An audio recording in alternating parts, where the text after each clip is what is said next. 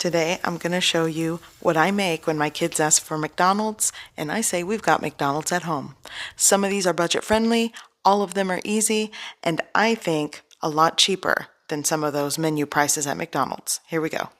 Okay, today I'm going to show you a basic breakfast sandwich. Sometimes I don't even add bacon to it. By the way, I asked my husband to put the bacon up the other day and he put it right back in the grocery bag like this. Really? Okay, into the pan with some water. Using this method, cold pan, water, separating the bacon, and letting it cook renders out probably most of the bacon fat. So, if you haven't used this method, give it a try. Eventually the water evaporates and it starts to cook like that. I'm going to get my plate ready with a paper towel.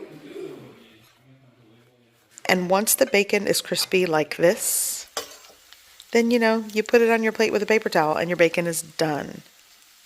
And once you remove your bacon from the pan, don't throw that bacon fat away or the bacon grease.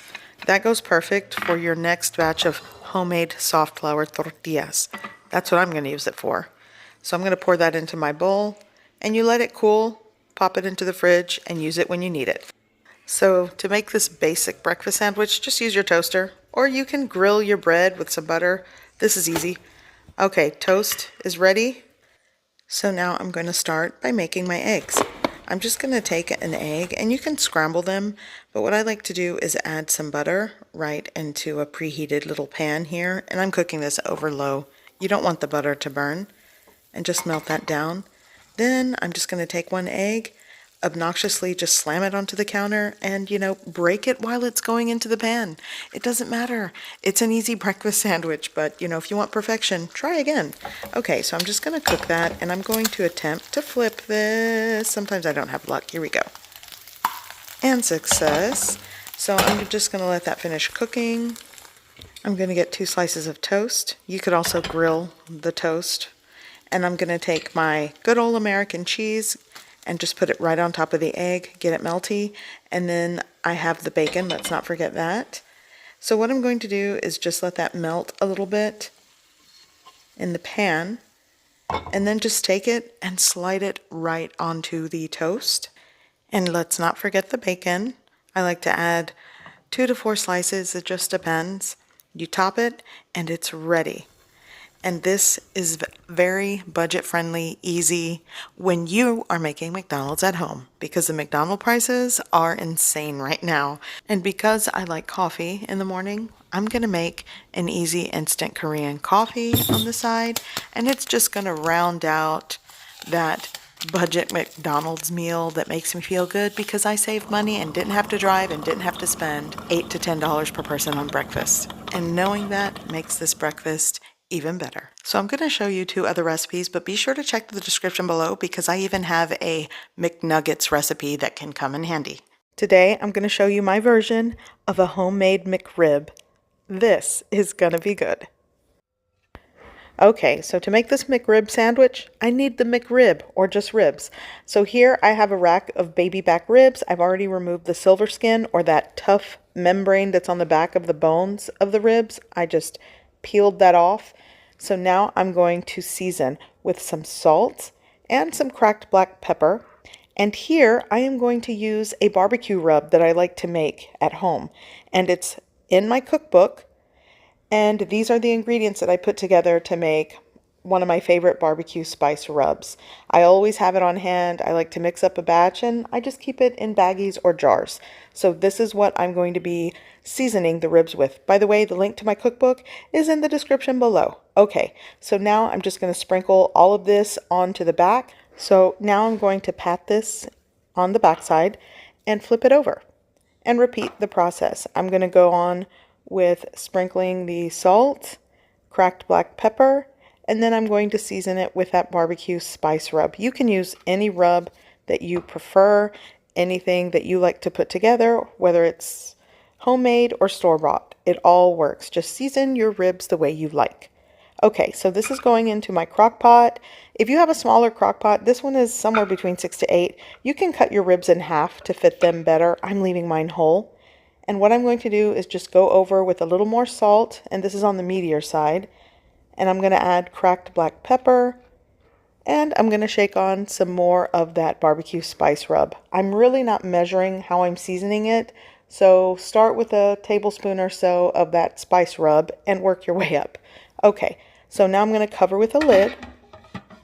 I'm going to set this on high, and I'm just going to let this slow cook for the course of several hours or until my ribs are tender. And I like to use a chopstick to poke the ribs. Okay, so let me show you the bread I'm going with today for this sandwich. I am going to be working with pan bolillo. I bought this from my local bakery, grocery store bakery, but you can make these also from scratch. I'll link a video. Okay, so I'm going to check the tenderness. It has been around 3.5 hours. On high, I would say 3.5 hours. It also depends how cold your meat is when you start the cooking process, but the bone is exposed, which is a good sign. And I'm poking it with my chopstick here, and it is super tender. It's not, there's no resistance when I go to pull out the chopstick, so this is great. Okay, these are done. Oh, it's gonna fall apart. Oh, look at this. Okay, so, yeah. Okay.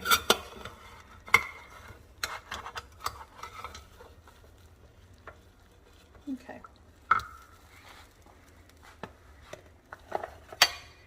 Oh, that's tender.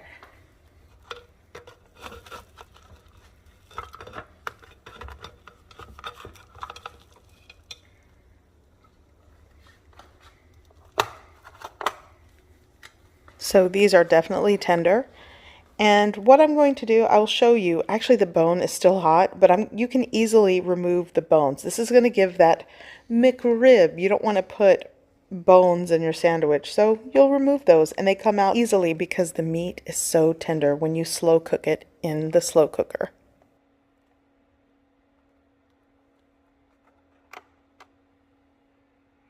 So you definitely can make your own barbecue sauce, but this is my favorite store-bought brand, so I'm going with it.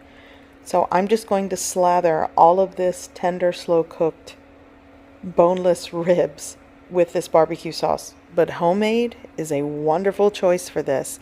You definitely can use your favorite recipe or your favorite brand from the store. So I'm just going to smother this and spread this all over the tender meat. By the way, be sure to check the description below for links to other videos, or if you want dinner ideas, go to my channel. I have plenty. Okay, so I love to use this quick hack to get crusty bread rolls. I'm just going to dunk the exterior in water, and I like to pop this into the air fryer.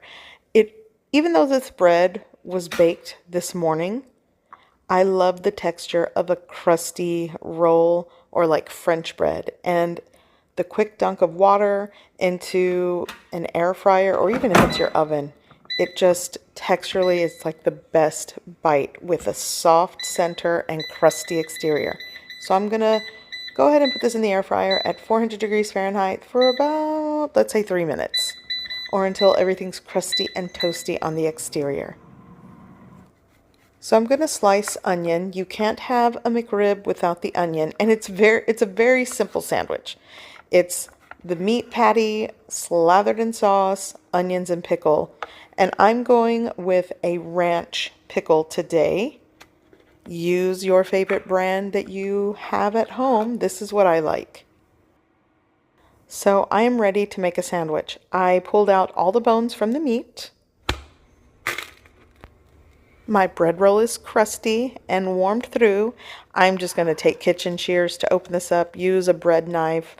However you want to open up this bread roll, you do that. Okay, so this is open. And what I'm going to do, because this meat is so tender, I'm just going to take my tongs and kind of just press and create pieces that'll fit on my bread roll. And this is perfect. And if you really want that McDonald's experience, just throw everything on there sloppily and it's falling out. The bread is saturated in barbecue sauce, and go to town. But this is how I'm doing it today because it's homemade and I'm making it with love. I'm going to add my onions on top. And now the pickles. Add as many as you like. I actually add maybe 3 to 4, and I like to add some on the side because I do like that tangy dill pickle bite with this sandwich. And again, if you want a recipe to make your homemade bread rolls. I will link that in the description below. Always check the description for ingredients or just video links to give you some recipe ideas. So this is my homemade version of the McRib. This is it. It's so simple, but it's so good, and I suggest you try it.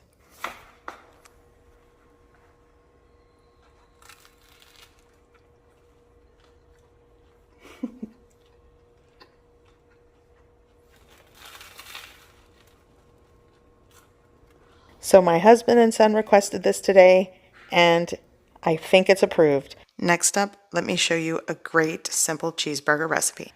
Okay, so today I'm going to show you some of the best cheeseburgers that you'll ever make.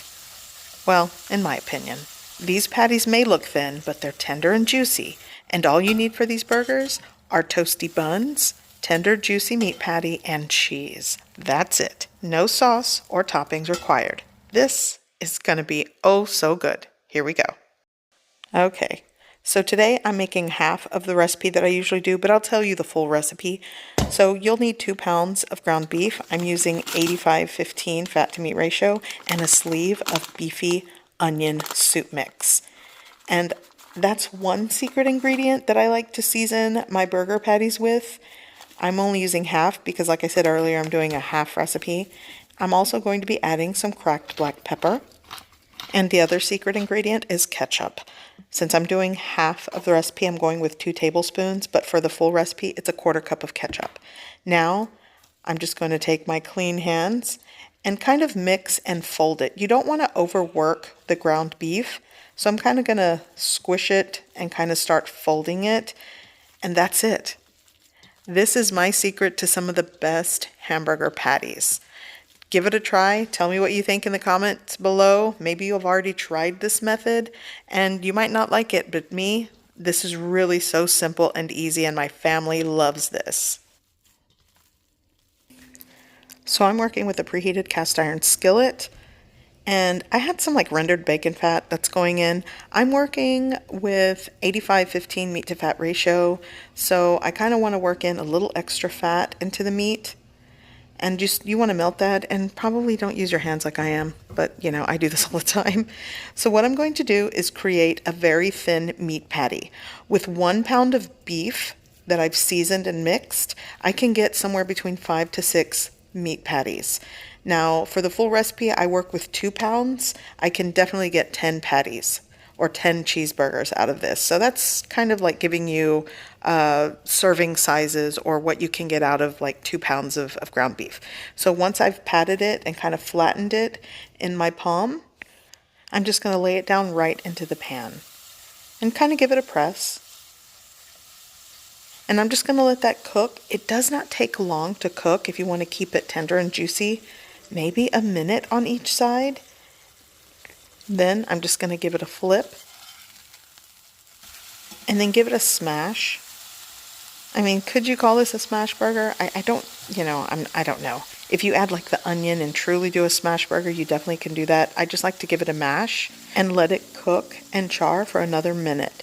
And it should be done because these are thin patties. So I'm going to move it to the side and add my burger buns. These are not fancy burger buns, by the way. I think this entire pack was like $1.50 or something. So anywho, start toasting the buns, and the last thing to do is top it with American cheese. I always say use the cheese of your choice, but American cheese is just a lot meltier, and it's just what I want to use.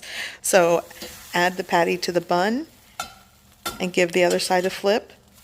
Get it toasty, and now just add the cheese right on top. Give it another 30 seconds or so. I'm going to top this with the toasty bun. That'll also help the cheese to get melty. And it's done at this point. And you can serve right away. This one's going to my son. And like I said, you don't need to sauce this or add toppings. It's so flavorful, juicy, tender, toasty, and moist all at the same time. It's such a good burger. So I'm just going to continue to cook the rest of my patties.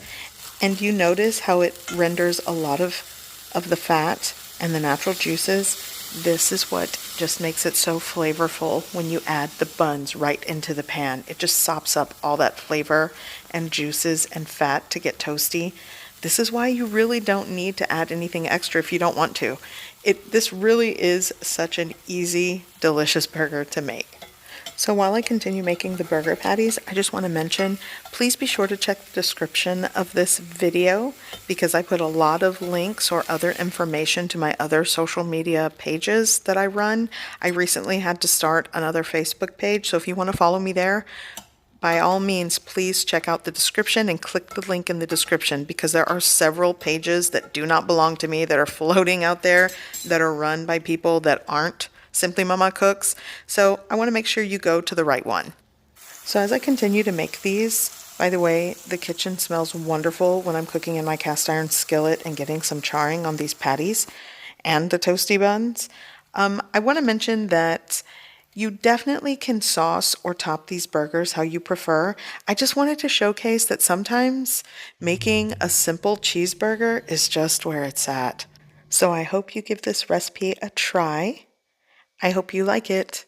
And thanks for watching. And be sure to check the description below.